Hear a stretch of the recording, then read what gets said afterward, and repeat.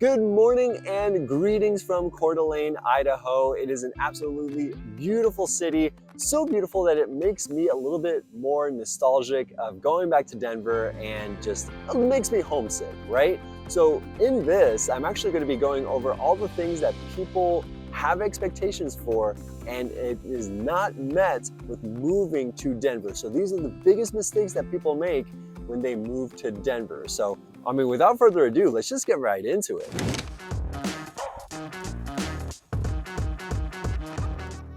All right, getting right into it, we're gonna start really strong with number one of the things that people assume about Denver. They assume that it's a mountain town. So they might think that oh, it's over in the mountains, it has the snow-capped mountains, you got that village feel with the market lights and all that good stuff. But I would say that it's more of like a suburbia, maybe even city type feel, and it's like on pretty much flat land with some hills here and there, and it's pretty far from the mountains. I mean, far as in it'll take 45 minutes to get to the base of the mountains, depending where you're at in the greater metro Denver area, and then maybe in another 45 minutes to get to, let's say, Vail or Winter Park or Copper Mountain, all the resorts that are truly mountain towns versus what you might expect in Denver. Another thing too is that over in the mountain towns, sure, you might have acres of land, and it really does depend on where these homes are. So you are in for a big surprise if you think that it's a Hallmark card everywhere within Denver, right? It's not gonna be the case. I think you should just sort of set your expectations of a suburbia or maybe even a city feel with a lot of restaurants and congestion and traffic and all that good stuff, because it really is a metropolitan city and a lot of people don't realize that before they come over to the Denver area. So I highly recommend you go check out Denver maybe twice before you actually move here. One time in the wintertime and one time in the summertime. And the second biggest mistake that people make before they move to Denver or when they move to Denver, they think that it's cold all the time. And as of filming this, it's August, mid-August. I know that back in Denver, I've been on the road, living in a van for a while, but back on the road, according to weather reports, they've been seeing some even triple-digit temperatures over there. So not only do you get, let's say, below freezing of 30s, maybe even 20-degree weather, but you also get 80, 90, and 100-degree weather at the same time. Well, not at the same time, but at the same place within different parts of the year, right? So it's just highly volatile, and with it being so close to the sun, with it being the mile-high city, right? The air is thinner, so it's more subject to that fluctuation between, let's say, having those hotter summers and colder winters. So don't only just pack for cold weather, also pack for warm weather. I mean, even tank tops, hats, shorts, sandals even. Honestly, I wear my sandals as much as possible. It definitely allows for that weather to happen and allow for that attire to be worn. The number three biggest mistake that a lot of people make when they move over to Denver is they think that it's a more affordable metropolitan city, which it kind of is compared to a lot of other cities. But when you look at it, it really is a metropolitan city. So it is not as affordable as you think, at least in my opinion. The national median home price is around the mid 400,000s right now. And as of the end of July of 2024, the median home price within the Denver metro area is about $600,000. And basic living things, let's say groceries or gas prices, with gas prices being around $3.50 per gallon, all of that seems pretty affordable, but the living expenses, let's say for mortgages or rent, that part is just not so affordable. It's actually pretty common for people to use up 40%, maybe even 50% of their income dedicated just to their living expenses, and it's kind of crazy. Insurance companies are also increasing their premiums so that it's a little bit more costly for those people to move into Denver and actually have good home insurance, especially with hail and any sort of wildfires that's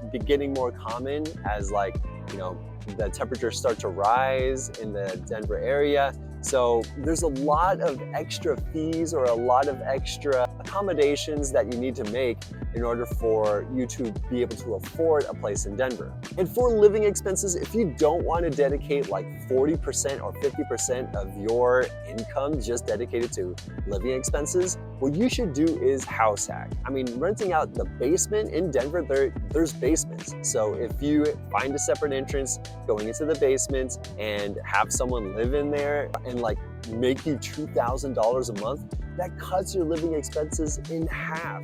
So imagine only dedicating 20% of your income instead of 40%. You can save that 20% for whatever you want. Like you can even go out or invest that money in the future or in the stock market or whatever it might be. So if you're ever curious about house hacking and making things a little bit more affordable for yourself and your family, make sure you hit me up, because that's all I do, and I work with a lot of house hackers and try to mitigate their living expenses as much as possible. The number 4 biggest mistake in my opinion as far as like living in Denver and what people's expectations are, a lot of people that come from out of the state coming into Colorado think that everyone smokes marijuana. And honestly, it is not prevalent.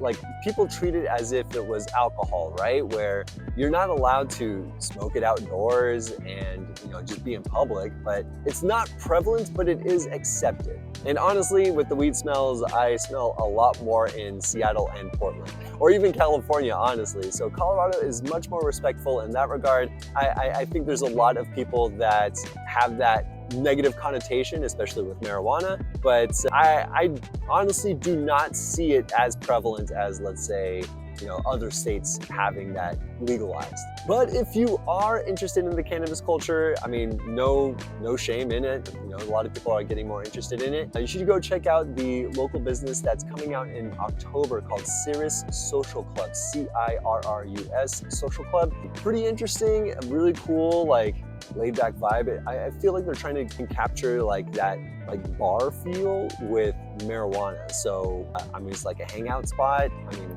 I don't know if you're interested in it, but it is open for those people that are interested in it and want to give it a shot and support local business at the same time.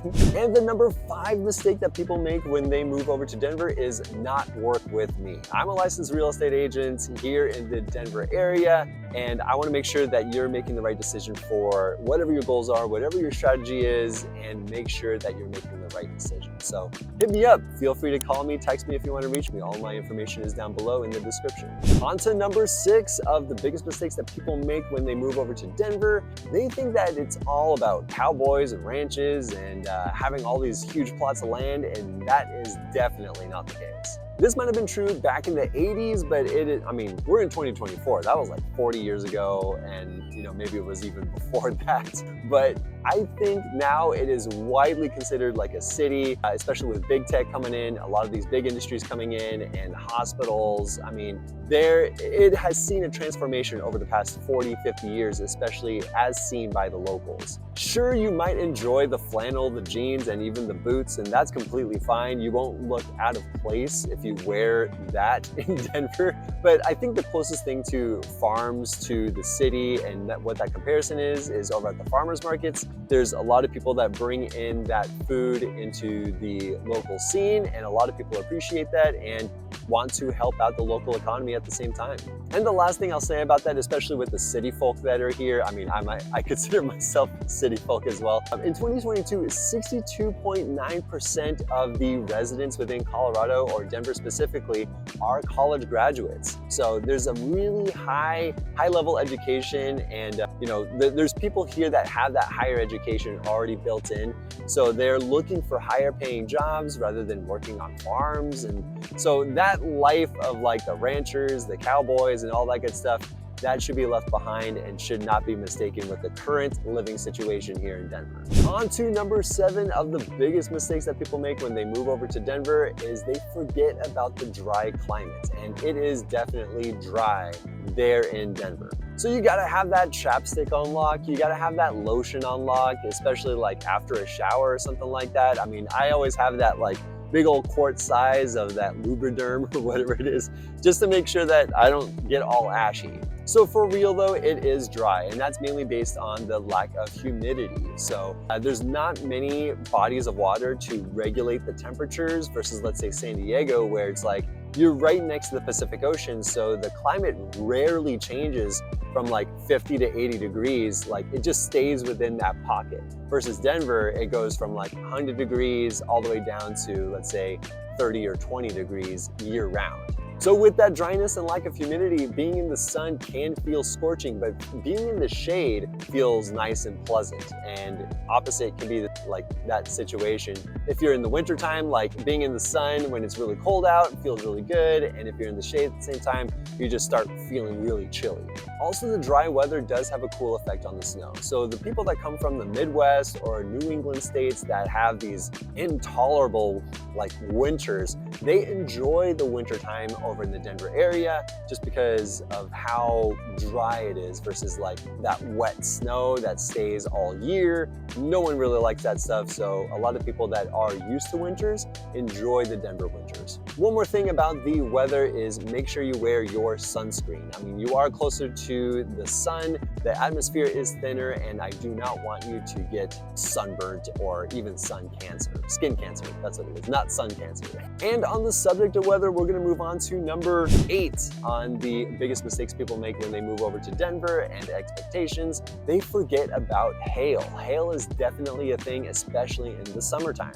And some of these hailstorms can be pretty significant. I mean, you could get like golf ball size to like tennis ball size. I don't know about grapefruit size, but that's what I've seen on the news. It's kind of crazy. And there have been some gnarly hailstorms, even back in June of 2023, like where Red Rocks, that concert had, or that concert hall had just like a huge massive hailstorm that injured over 100 people. And my sister-in-law had her car totaled just based on hail. It was crazy. So you just have to keep the weather in mind. I mean, no matter where you live in the Denver area, having a garage is great, or some sort of carport protecting your cars from any sort of inclement weather. That is something to look for if you were to look to move or rent in the Denver area. Number 9 on the biggest mistakes that people make when they move over to the Denver area is that not all neighborhoods are the same. I mean, even if you were looking at, let's say, Aurora or Lakewood, there's a lot of new development that's happening, and it really depends on where within those places that you want to live. I mean, just a couple of blocks down from a certain neighborhood or a certain town, you could go from a Class B neighborhood to a Class D neighborhood, or like even Class A to Class C. I mean, there's a big difference between it all, and it really does matter block to block. And let's say for the school districts, the crime rates, the walkability, all of that can change with that proximity or that distance to like certain areas within the town. And for those of you that are not super keen on it, I mean, school districts are super important because they have, let's say if you have a really high ranked school district, chances are you got a lot of families moving in, a lot of people that want to move there as well, a lot more tax money coming in, which means a lot better amenities for the people that are living there. So for you investors out there, look at school districts because it's super important, and a lot of people associate higher school district ratings with better investment opportunities, especially with appreciation. And so I can't really talk too much about crime rate just because of my profession, but if you're ever curious about it, I can direct you to certain websites or certain areas, or certain websites or programs that you can look up to find out that information on your own.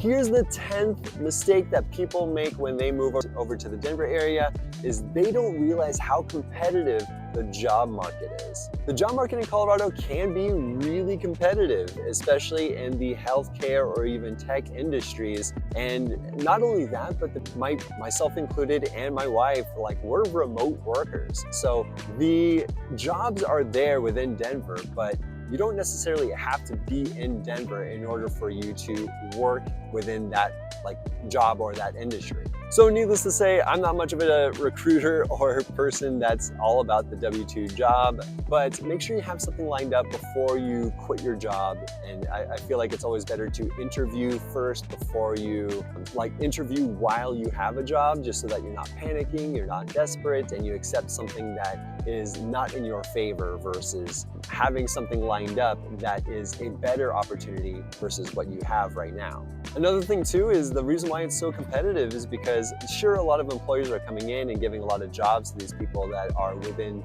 certain industries like tech and healthcare, but a lot of the people that are graduating from, let's say, CU Boulder, DU, Metro, and all that good stuff, they're staying within Colorado. So the people that are graduating are constantly looking for jobs and they want to stay in Colorado, which is great for the economy, but there's just a lack of demand and you really have to put in the years before you actually get the job you want. So luckily, Denver has a lot of industries that are pulling the economy forward. It's not like it's Detroit, where it was so reliant on, let's say, the auto industry, or let's say a mountain town that's so reliant on mining.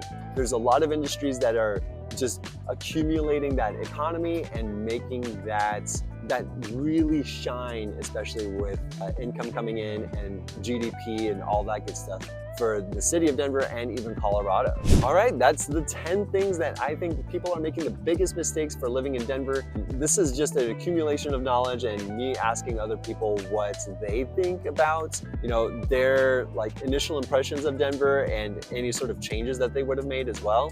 But yeah, let me know what you think in the comments below. If there's any other mistakes that I missed or any mistakes that you have seen when you moved over to Denver, yeah, let me know. I'm actually pretty curious about it, and what have you done to sort of fix all of that stuff. Thanks for watching, guys, and I'll see you next week.